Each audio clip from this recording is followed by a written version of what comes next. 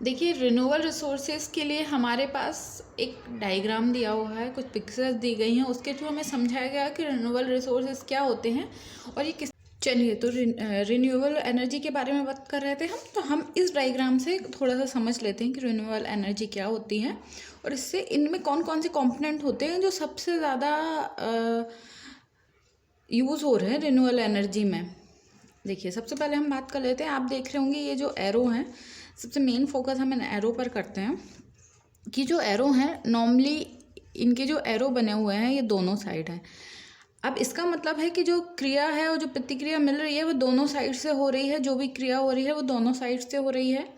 उसके बाद हम देख लेते हैं कि सेंटर में क्या बना हुआ है। सेंटर में एनर्जी बनी हुई है। एनर्जी का मतलब होता है ऊर्जा, आप सभी को पता है। ऊर्जा को द फूड ऑफ लाइफ भी बोला गया, क्योंकि जो ऊर्जा है वही जीवन, हर तरीके का जो जीवन होता है, इंसान हो, जानवर हो या पेड़ पौधे, जीवन निर्वाह के लिए ऊर्जा की ज़रूरत होती है।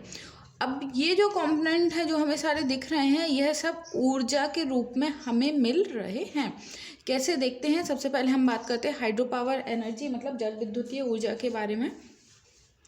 जल विद्युतीय ऊर्जा वह होती है जिससे बारिश के पानी को एकत्रित करके डैम वगैरह बना के उसे विद्युत के रूप में परिवर्तित कर लिया जाता है। फिर सोलर एनर्जी। सोलर एनर्जी तो आपको पता ही होगा कि सूर्य के प्रकाश की जो ऊर्जा होती है उस ऊर्जा को एकत्रित करके हम बहुत सारे उपयोग में लाते हैं। जैसे अभी आपने सुना होगा कि सोलर पैनल चलने लगे हैं, जिससे सूर्य की रोशनी से ही खाना वगैरह बन सकता है, या जो सूर्य की रोशनी एकत्रित करके लाइट वगैरह यूज़ होती है।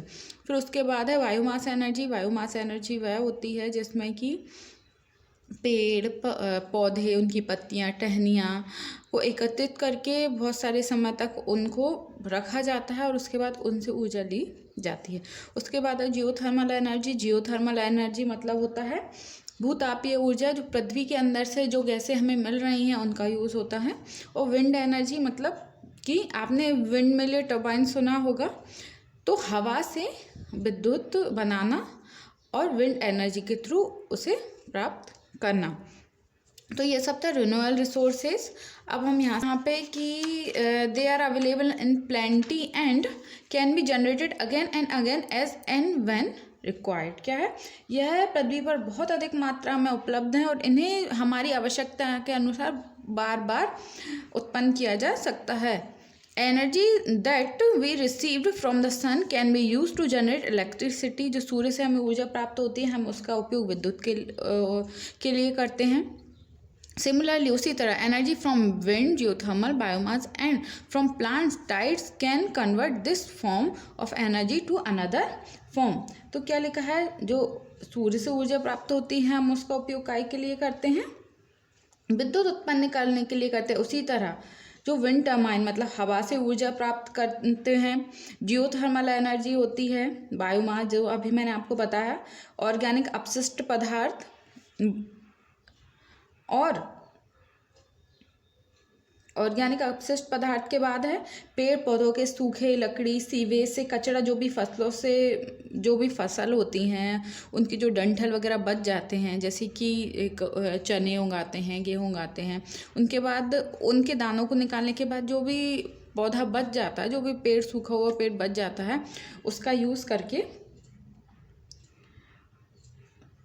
क्या करते हैं, ऊर्जा बायोमास ऊर्जा में कन्वर्ट हो जाती है और बायोमास ऊर्जा प्राप्त करते हैं।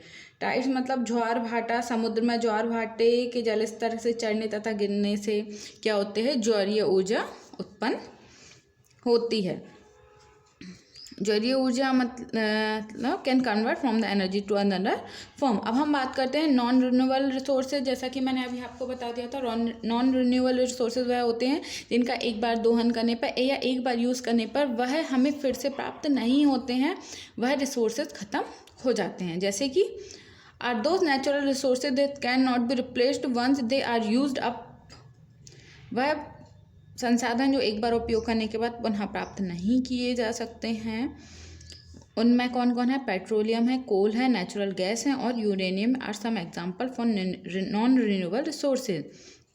कोल, पेट्रोलियम, पृथ्वी से प्राप्त हुई जो गैसें हैं, इन्हें दोबारा से एक बार उपयोग, जैसे पेट्रोल है सबसे पहले, चलो मैं आप पेट्रोल बता देती हूँ, कोयले की बात कर लेते हैं। जब पेट्रोल होता है, जब आप फ्यूल टैंक से अपना आप गैस स्टेशन से या पेट्रोल पंप से अपने पेट्रोल भरवा कर आते हैं या फ्यूल भरवा कर आते हैं, या गैस स्टेशन से आप LPG वगैरह कोई गैस लाते हैं, तो आप एक बार जब उनका यूज़ कर लेते हैं, तो जिस तरीके से आपकी कार की जो टंकी खाली हो जाती है, फिर उसे रीफिल कराना पड़ता है, वह किसी और तरीके से आपके पास वापस नहीं आता है। तो इस तरीके को क्या बोलते हैं? Non renewable resources. फिर क्या लिखा हुआ है? they take millions of years to form and may get exhaust in one day। ये क्या लगते हैं? हज़ारों साल लगते हैं, पता है आपको, ये सब बनने के लिए, और एक बार के उपयोग के बाद इन्हें ख़त्म किया जा सकता है। फॉर एग्ज़ाम्पल सोल, मिट्टी, वंस इरोड। क्या होता है, एक बार अगर मिट्टी आपकी ख़राब हो गई, एक बार आपकी मिट्टी पर आप देखिए, मिट्टी क्या होती है?